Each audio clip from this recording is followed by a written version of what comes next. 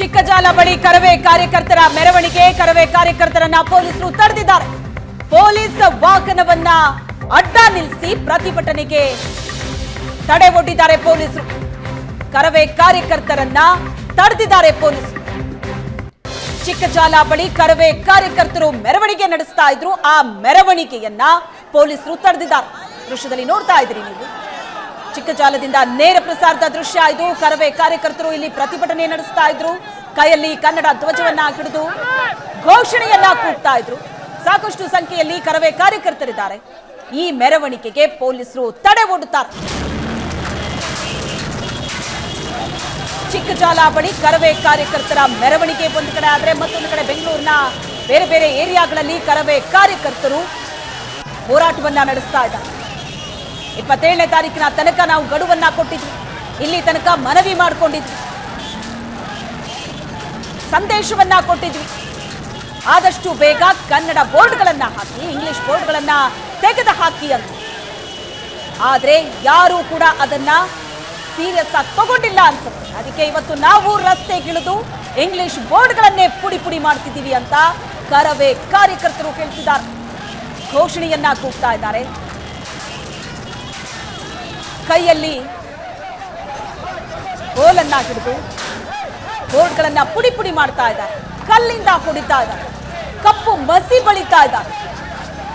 ಕಾರ್ಯಕರ್ತರನ್ನ ತಡೆಯೋದಕ್ಕೆ ಪೊಲೀಸರು ಕೂಡ ಪ್ರತಿಯೊಂದು ಕಡೆ ಹರಸಾಹಸ ಪಡ್ತಾ ಇದ್ದಾರೆ. ಹೋರಾಟ ನಡೀತಾ ಇದೆ, ಮತ್ತೊಂದು ಕಡೆ ಮೆರವಣಿಗೆ ನಡೀತಾ ಇದೆ. ಪ್ರತಿಭಟನೆ, ಘೋಷಣೆ, ಕನ್ನಡ ಧ್ವಜವನ್ನ ಹಿಡಿದು ಸರ್ಕಾರದ ವಿರುದ್ಧ ಆಕ್ರೋಶ, ಪೊಲೀಸರ ಜೊತೆಗೆ ವಾಗ್ವಾದ, ಮಾತಿನ ಚಕಮಕಿ ನಡೀತಾ ಇದೆ. ಕರವೇ ನಡೆಸ್ತಾ ಇರುವಂತಹ ಪ್ರತಿಭಟನೆ ಇದು. ಬೆಂಗಳೂರಿನ ಹಲವು ಏರಿಯಾಗಳಲ್ಲಿ ಇಂಗ್ಲಿಷ್ ಬೋರ್ಡ್ ಪುಡಿ ಪುಡಿಯಾಗಿದೆ. ಒಂದಷ್ಟು ವಿರೋಧ ಕೂಡ ವ್ಯಕ್ತವಾಗಿದೆ ಈ ಹೋರಾಟಕ್ಕೆ. ಕೆಲವು ಅಂಗಡಿಯಲ್ಲಿ ಕೆಲಸ ಮಾಡ್ತಾ ಇದ್ದಂತಹ ಸಿಬ್ಬಂದಿ ಅಥವಾ ಮಾಲೀಕರು ಆಕ್ರೋಶವನ್ನ ವ್ಯಕ್ತಪಡಿಸಿದ್ದಾರೆ. ಈ ಬಗ್ಗೆ ಹೆಚ್ಚಿನ ಡೀಟೇಲ್ಸ್ ಕೊಡ್ತಾರೆ ನಮ್ಮ ಪ್ರತಿನಿಧಿ ಮಮತಾ ಸಂಪರ್ಕದಲ್ಲಿದ್ದಾರೆ. ಮಮತಾ, ಹೋರಾಟದ ಕಿಚ್ಚು ಜೋರಾಗ್ತಾನೆ ಇದೆ. ಈಗ ನೀವೆಲ್ಲಿದ್ದೀರಾ? ಅಲ್ಲಿ ನಡೀತಾ ಇರುವಂತಹ ಹೋರಾಟ ಹೇಗಿದೆ?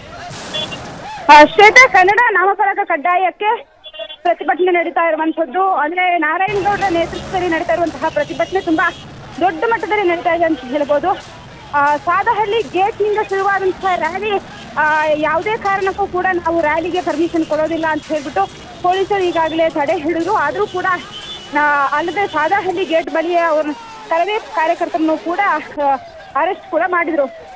ಕರವೇ ರಾಜ್ಯಾಧ್ಯಕ್ಷರಾಗಿರುವಂತಹ ನಾರಾಯಣಗೌಡರನ್ನು ಈಗಾಗಲೇ ಅರೆಸ್ಟ್ ಮಾಡಿರುವಂಥದ್ದು. ಜೊತೆಗೆ ಒಂದಷ್ಟು ಕಾರ್ಯಕರ್ತರನ್ನು ಕೂಡ ಈಗಾಗಲೇ ಅರೆಸ್ಟ್ ಮಾಡಲಾಗಿದೆ.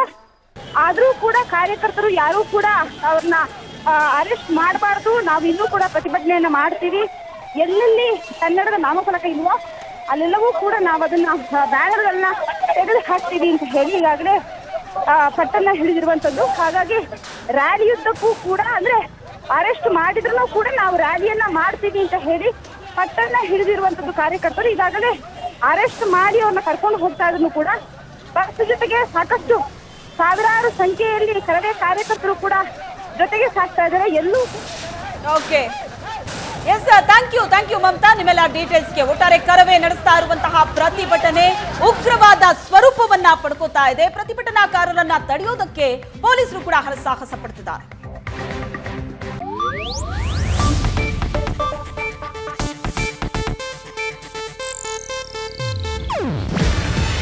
ಇದು ಏಷ್ಯಾನೆಟ್ ನ್ಯೂಸ್ ನೆಟ್ವರ್ಕ್ ಪ್ರಸ್ತುತಿ. ನೀವು ನೋಡ್ತಿದ್ದೀರಾ ಏಷ್ಯಾನೆಟ್ ಸುವರ್ಣ ನ್ಯೂಸ್.